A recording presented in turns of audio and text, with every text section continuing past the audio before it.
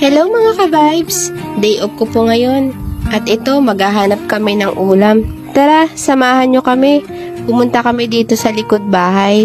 Dito sa may puno ng kawayan. Titignan ko kung may labong. Dahil gusto kong umulam ng ganito. Ayan nga, tinignan ko. May nakita akong isa. At hindi lang isa. Mayroon pang isa. Bali, dalawa sila. Medyo maliit pa nga lang yung isa. Kinuha ko tong malaki na dahil sa tingin ko'y sapat na ito pang ulam namin. Medyo nahirapan akong kunin siya. Ang tigas niya. Pero, ayan, nakuha ko rin. Sobrang saya ko dahil may pang ulam na. Niluto ko tong nilaswa. Nilagyan ko ng dahon ng saluyot at ng binigay ni kuya na lobster. Hinati ko yung lobster sa dalawa. Ang sarap nito. Paborito kong luto sa labong yung ganitong klase, yung nilaswa. Salamat mo nga pala sa kuya ko na nagbigay ng pangsahog.